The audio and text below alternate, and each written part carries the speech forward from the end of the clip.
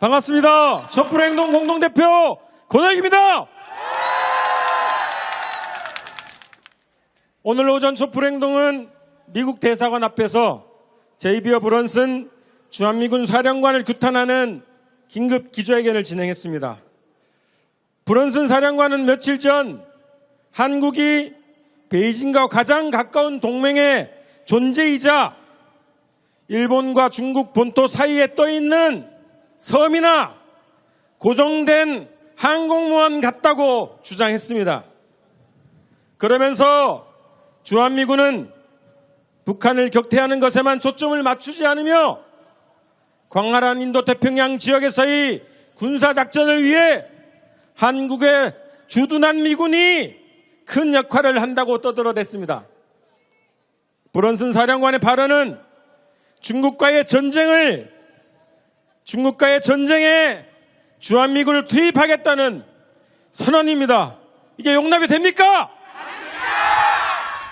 미중 간의 전쟁이 일어나면 한반도가 미군의 출격기지가 되고 한국에 있는 미군 기지들은 중국 미사일의 표적이 될 것입니다. 한국이 우크라이나처럼 폐허가 되는 것입니다. 최근 이재명 후보가 대만과 중국이 싸우든지 말든지 우리하고 무슨 상관이냐, 중국과 러시아와의 관계도 잘 유지해야 한다고 했는데 맞는 말 아닙니까? 윤석열 탄핵 이후에 미국은 의회 조사국과 한반도 전문가들을 내세워서 이재명 후보를 부패 범죄자로 묘사하고 그의 외교 정책을 집중 비난했습니다.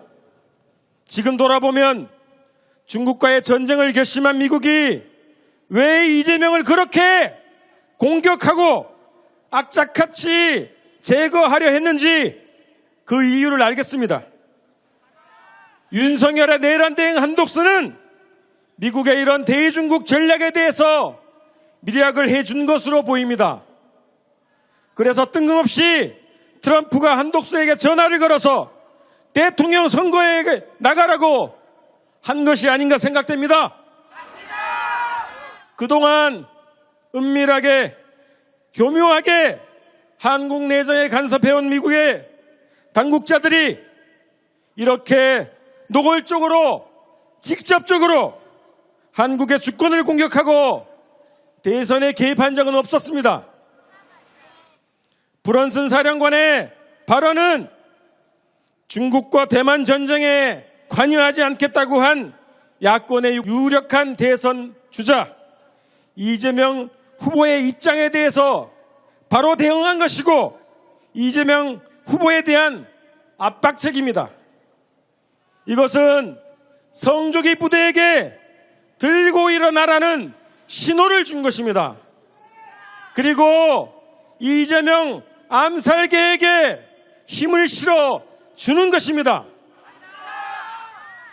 이재명 후보에게는 죽지 않으려면 미국의 계획을 받아들이라는 협박이나 다름없습니다. 이게 말이 됩니까?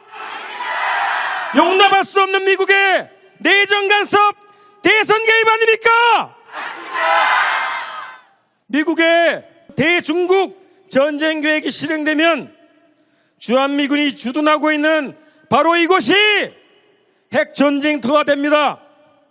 중국과 안보 조약을 맺은 북한의 타겟이 되는 것이고 북한과 안보 조약을 맺은 러시아의 타겟이 되는 것입니다. 우리를 지키러 왔다는 미국이 중국과의 전쟁에 우리를 자꾸 이렇게 끌어들이려 하는데 이러면 미군이 없는 게 오히려 안보 아닙니까? 미군이 철수하는 게 안보 아닙니까? 브런슨 사령관이 주장한 것처럼 대한민국이 미국의 항공모함이 되는 것은 결국 미국의 핵바지, 총알바지가 되는 것이고 북중로의 표적이 되는 것입니다. 용납할 수 있습니까?